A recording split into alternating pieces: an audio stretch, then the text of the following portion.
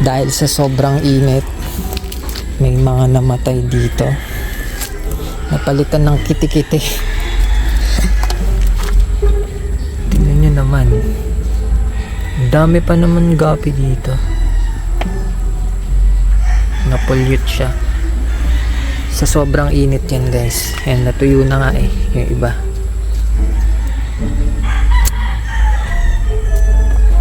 Wala na kiti-kiti na to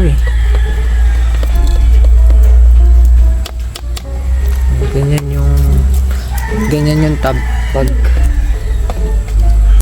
na ano to guys, nainitan masyado yung tab na to. Ito yung mga katabi nyo, yun yung binablog natin ganito siya kadami. Ngayon wala na, napalitan ng kiti-kiti. Ganyan siya. Okay pa naman yung tubig na problema dito, wala na. So lalagyan natin to ng guppies na panibago para hindi maging lamok yung kiti-kiti dyan. Ayun, ang baba na. Sobrang init yan. Ganito siya kadami guys. Ganyan siya kadami. Ngayon ganun na nangyari.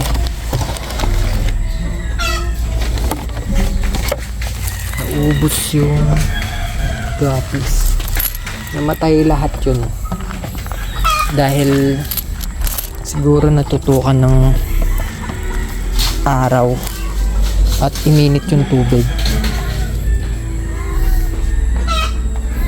Wala na rin siyang cover cover kasi dito na ano ng mga aso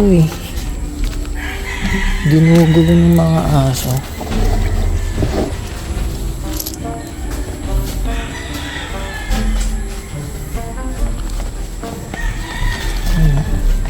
Lagay na lang natin yung iba dito. Lagay tayo ng female.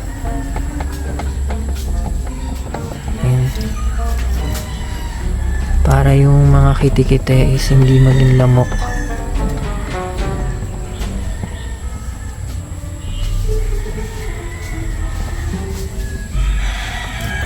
Lagyan natin dyan.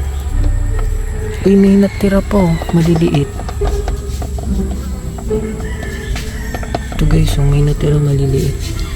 Pero yung malalaki na wala na. Sayang guys, ang dami pa naman nun at magaganda din yun.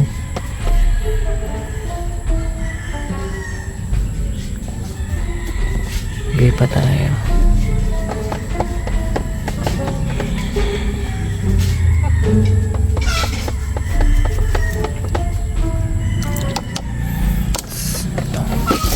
Ito. Bigay natin dyan, pang cover.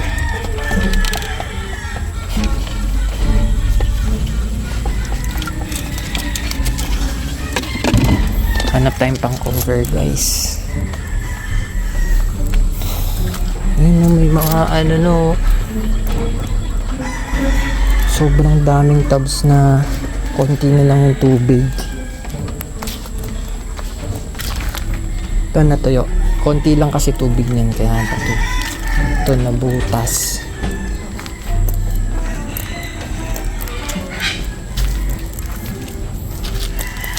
Buti na lang ito, chinek natin. Madami-dami pa yung tubig. Dito yung mga pinaparami nating galving. Pakita ko sa inyo.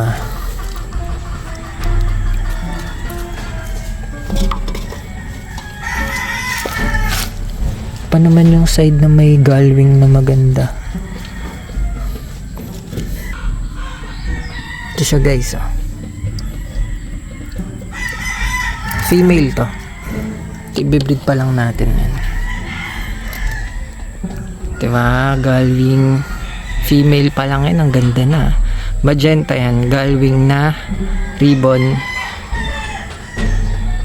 So, hindi pa siya pregnant. Lalagyan pa natin to ng pair na male.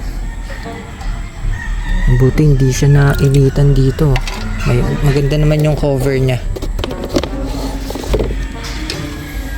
So, check natin yung iba. Okay naman. Medyo di lang clear yung water nila kasi nga nainitan. Naging cloudy.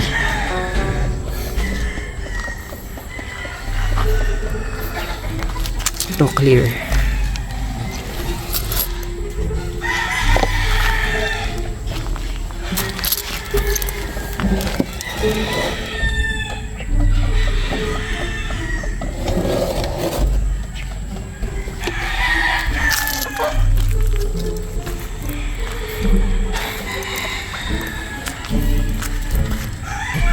Ting galing sa pond eh.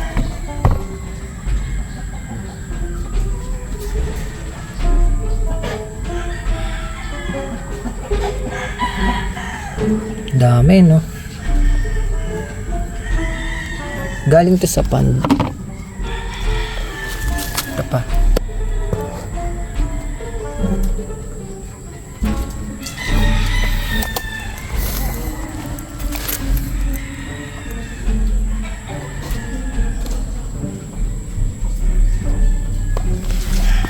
So di lang sa clear. Check nga natin yung sa pond guys. Dito sobrang naiinitan dito sa pond. Sana okay pa yung mga isda. Ay grabe. Nabawasan na din yung mga tubig nila oh.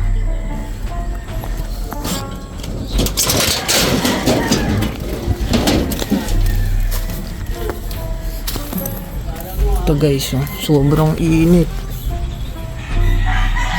Ito yung water level nila dapat. Ay, turtle.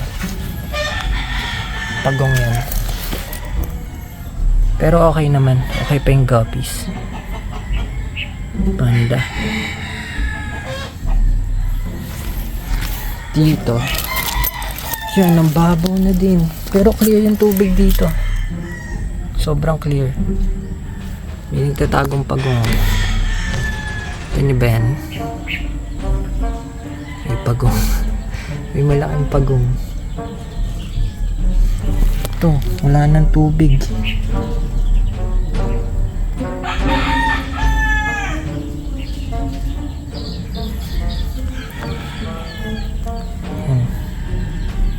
Mga guppies dito. Kinuha na natin yung mga malalaki. Kaya puro ano na lang, fry yung natira dyan. Ito. Ito mataas pa naman. Lalim kasi ito eh. Lalim yung pond na yan.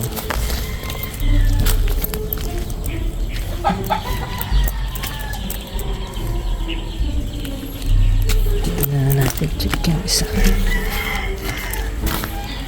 So ito guys, di na nagki-clear yung water niya, green na talaga.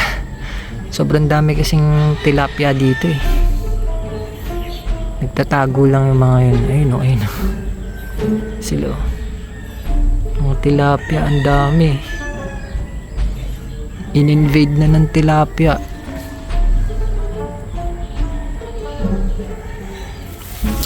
So ayan guys, dagdagan na natin ng tubig. Grabe, sobrang init kasi.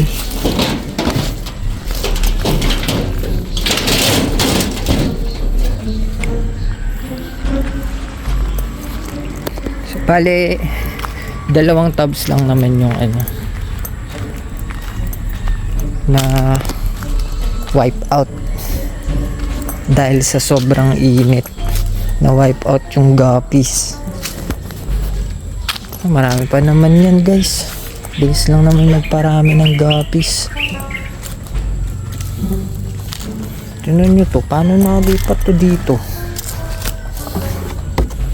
Buti buhay pa sila kahit wala yung cover.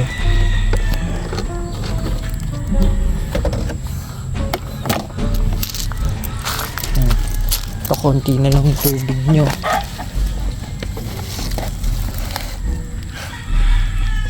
Nalagyan na natin to ng tubig guys. Sobrang baba na niya, no? Buti okay pa sila.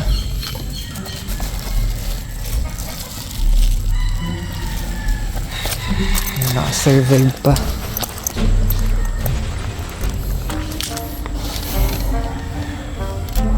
Uy, may palaka.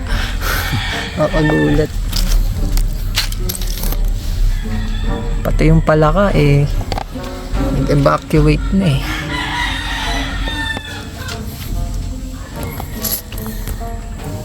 Hi guys, dalawa lang talagang na-wipe out.